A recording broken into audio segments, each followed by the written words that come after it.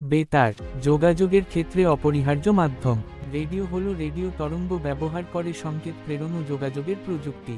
Radio তরঙ্গ হলো 3 hertz Hg এবং 300 গিগাহার্টজ জিএইচজেড কম্পাঙ্কের মধ্যকার তড়িৎ চৌম্বকীয় তরঙ্গ।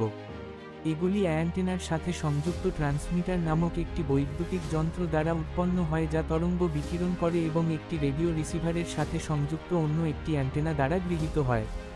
আধুনিক প্রযুক্তি, রেডিও যোগাযোগ, radar, radio navigation, remote control, দূরবর্তী নিয়ন্ত্রণ, রিমোট সেন্সিং এবং অন্যান্য কাজে রেডিও ব্যাপকভাবে ব্যবহৃত হয়।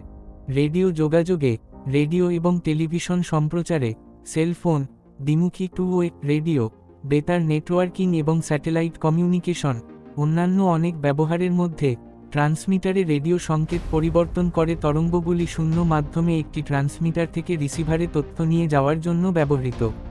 রাডারের মাধ্যমে বিমান, জাহাজ, মহাকাশযান এবং ক্ষেপণাস্ত্রের মতো বস্তুগুলি শনাক্ত এবং ট্র্যাক করতে ব্যবহৃত হয়। একটি রাডার ট্রান্সমিটার দ্বারা নির্গত রেডিও তরঙ্গের একটি লক্ষ্যবস্তুকে প্রতিফলিত করে এবং প্রতিফলিত তরঙ্গগুলি বস্তুর অবস্থান প্রকাশ করে।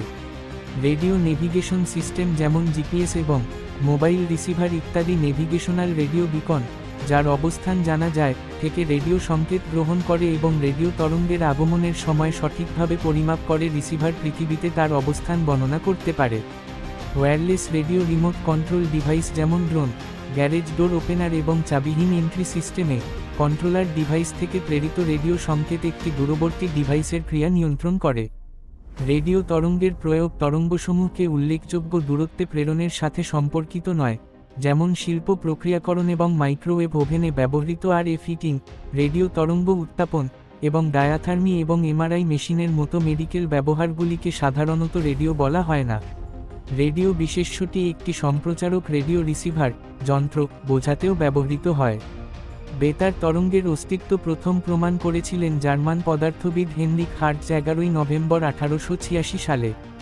1890 এর দশকের মাঝামাঝি সময়ে, পদার্থবিজ্ঞানীরা তড়িৎ চৌম্বকীয় তরঙ্গ অধ্যয়ন করার জন্য যে কৌশলগুলি ব্যবহার করছিলেন তার উপর ভিত্তি করে